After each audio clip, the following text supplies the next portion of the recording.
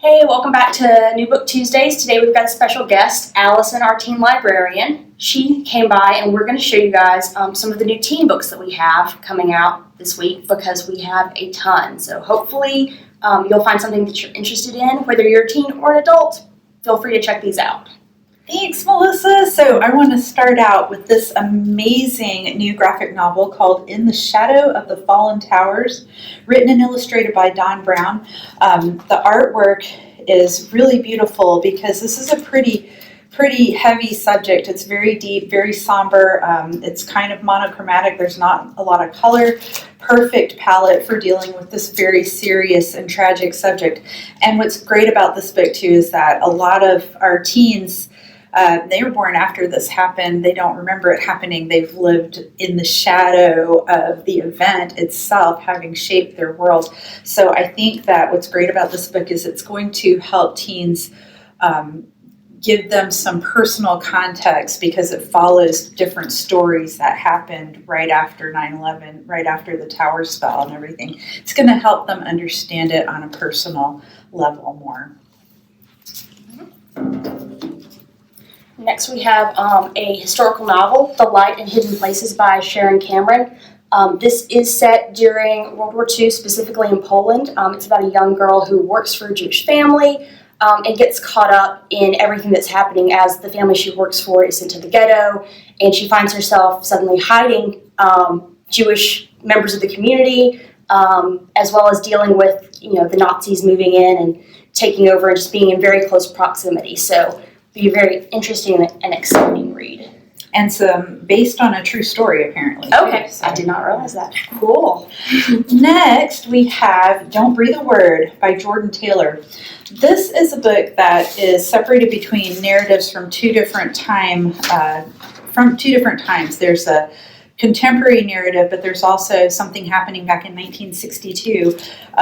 Eva and Connie are both students at a really wealthy high school, like a really exclusive boarding school. Eva's in the present day. Connie is in 1962. Eva gets invited to join this elite sort of social club within the school, and it turns out there's some secrets that go back to 1962 when Connie was tapped to volunteer in an experiment. This was, of course, 1962, height of the Cold War and the Cuban Missile Crisis. The school had built a nuclear fallout shelter. Connie and some other kids volunteered to go into it and live in it for like 4 days to see what it would be like if there were ever a nuclear war. 5 kids go into the shelter, and after 4 days, one of them is dead. So in the present day, Eva is finding out what happened at that time back in 1962. So it sounds like it's going to be a really suspenseful and interesting read. I'm looking forward to this one. And then we have Off the Record by Cameron Garrett. It says it's a story too explosive to keep quiet. It's about a young woman, a teen who wins a contest and is writing a celebrity profile for a magazine, and in doing so she starts to uncover some things very connected to the Me Too movement and women speaking out against prior abuse. Next we have Indivisible by Daniel Ailman. So Mateo, the main character, and his little sister Sophie were born in the United States to illegal immigrant parents from Mexico. Their whole life they've been taught to fear the word deportment. Things are going okay though. He feels like, he's doing fine in school. His little sister's happy. His parents have worked hard for many years and they're all part of America and he loves his country. But then ICE catches up with them and his parents get deported. So as a high school student, he's having to deal with the fallout of that event, keeping himself and his little sister safe, and what it actually means to be an American. All right, then we have Made in Korea by Sarah Suk. This is a teen romance, very inspired by K-pop culture. So if you're into K-pop, if you like a nice light read, this could be something that you're interested in. So now we have another Asian influence book. This is called From Little Tokyo with Love. The main character is an orphan it's kind of a Cinderella story. Her name is Rika. She's an orphan and she lives with her two bossy cousins. The cousins all have Disney-inspired, like Disney princess-inspired names, and she totally does not fit in with them. She never has felt comfortable living with them. And then she sees a celebrity and gets this idea that the celebrity is her mother. So she starts trying to find clues that will bear this theory out. So like I said, it's a weird combination of like what's happening now, especially with a lot of Americans who are biracial and have different kinds of heritage, but also going back to the tradition of the Cinderella story that we all know from childhood. And then we have Like Other Girls by Britta London. This is about a young woman named Mara. She's on the high school basketball team, but then gets kicked off due to a fight that she gets in. And so trying to decide what she wants to do, she decides she still really wants to play a sport, so she joins the football team. And so that shakes up the small town that she's in, and it also inspires some other girls to join as well. And so it's just kind of a story about how that all plays out. One of my favorite things to give to reluctant readers of all ages is a book of short stories that go around a theme. This book is called Out Now, Queer We Go Again, and as the name implies, it has a lot of stories that would be of interest to the LGBTQIA community. There's a lot of different kinds of genres represented in this book too. We have things like fantasy, we have realistic fiction, there's some science fiction, there's vampires, there's all kinds of stuff in here, which is what makes short story collections in general so much fun.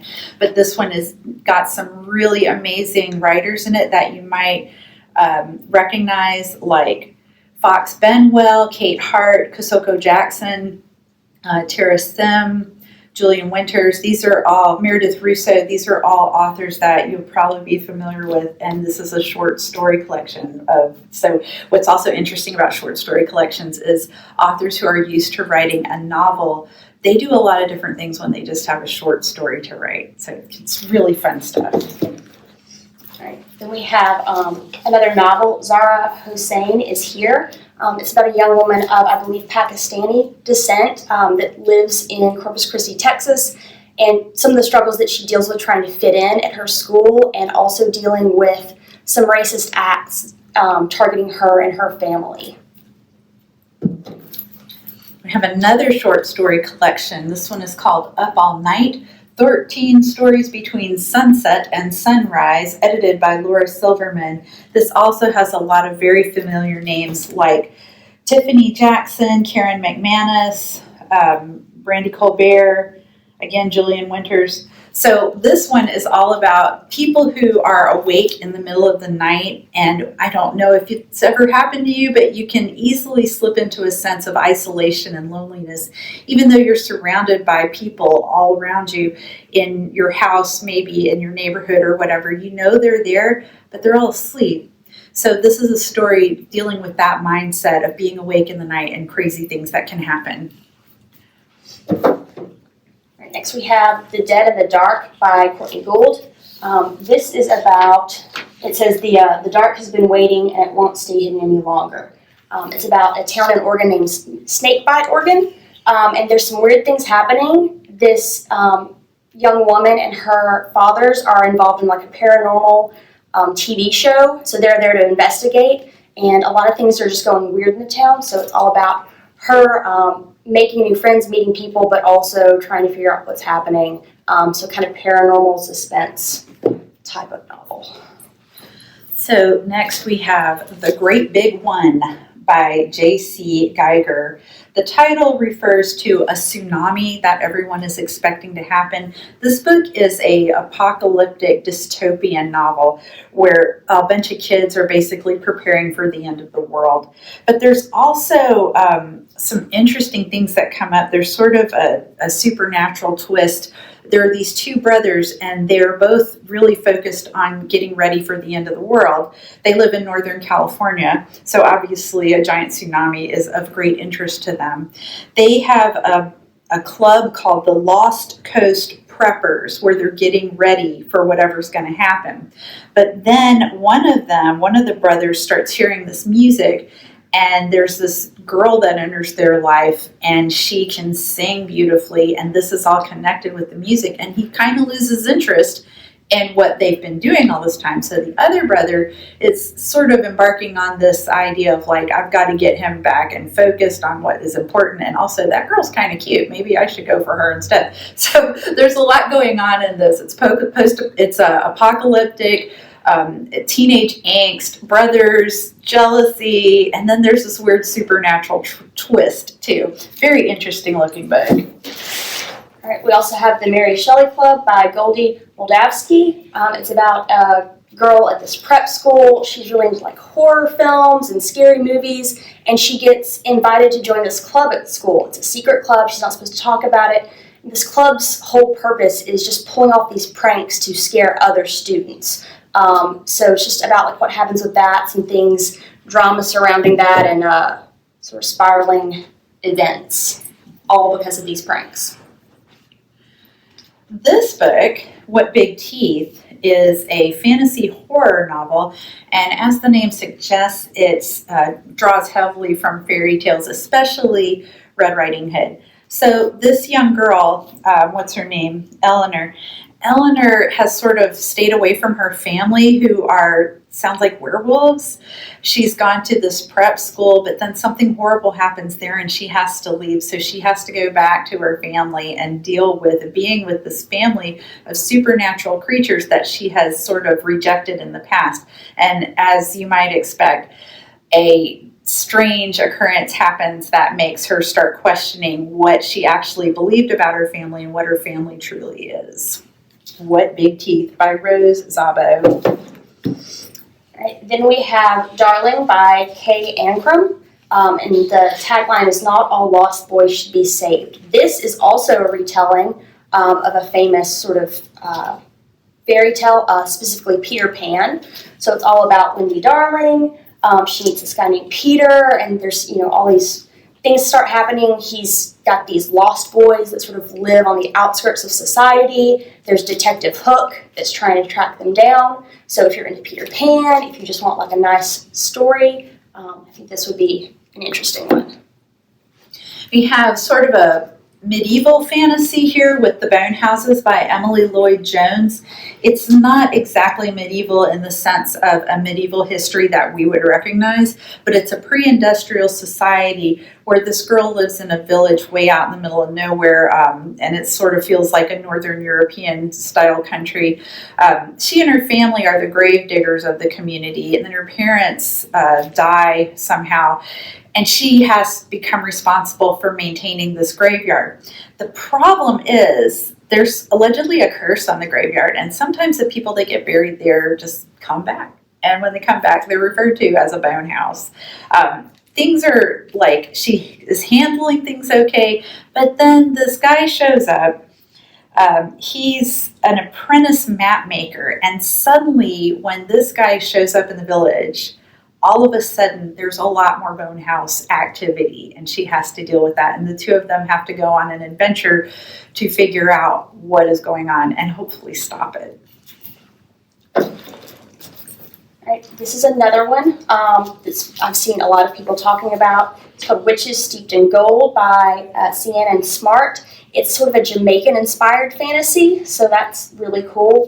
The tagline is, their order divides them, their revenge will unite them. And it's all about two young women who are witches. They are not of the same sort of order. They're very, have kind of opposing viewpoints and opposing goals. But suddenly they come upon this I guess, shared goal of vengeance, and so then they sort of kind of start working together, kind of a friend or enemies to friends type situation. Working with your enemy against your other enemy. And what you learn from the experience, right? And what we can all learn from that. So this one, The Infinite Noise by Lauren Shippen. This is one of the Bright Sessions novels. It's based on a podcast that is a fictional podcast of a psychiatrist who's talking to teens that have atypical abilities. So they're called atypicals. In this particular story, novelization. We have Caleb, who is a 16-year-old football player, star football player, and all of a sudden his atypical trait shows up. He's incredibly empathic, and he sort of can't shut out other people's emotions. So you can imagine what that might be like for a teenager in a regular high school, not being able to shut out the emotions of everyone around him. The name totally makes sense when you know that about him. But he also has this one person, as he's learning to shut those noises out, he has this one person that he absolutely cannot shut out, another student. And he also starts to realize that he and the student have a sort of simpatico, and Dr. Bright, his therapist, decides maybe you should try to cultivate a friendship with this kid. So that's where the plot moves on from there. But what I love about this book, about the whole series of books, like one of the critics described it as, what if the X-Men, instead of becoming superheroes, decided to spend some time in therapy? That right there is such a great tagline, and I definitely want to read this one and some of the other Bright Sessions novels. Okay. These two books, I'll talk about this one first because they're actually a series. The first book is called The Extraordinaries by T.J. Klune. It's all about a teenage boy who's just really into superheroes, and superheroes in his world are real, like they do exist, and he's really into writing about them, fan fiction, things like that. But one day he actually meets his very favorite superhero, kind of has a crush on him, I think, and that sort of inspires him to want to become a superhero himself. So the story is all about that experience, trying to become a superhero. We also have Flashfire by T.J. Klune, and that is the sequel. So if you're interested in this story, check this one out first, The Extraordinaries, and then you can check out the sequel. So the last set of books we're going to talk about today, it's a trilogy by Shelley Mahurin. It starts out with Serpent and Dove, moves on to Blood and Honey, and the final book in the trilogy is Gods and Monsters. These three books are basically fantasy series. This is a world where witches are absolutely real, and they're absolutely being hunted down by the church. Now, in the books, the church is not exactly named. It's like capital C. So the church. The church trains people to hunt down the witches. These are called chasseurs. And the action begins when a young witch and a young chasseur fall in love and have to deal with coming from opposite sides of reality to be together. Very intriguing, and it's a good fantasy series if you're looking for one. All right, that's all that we have for this week, so see you next time. Bye.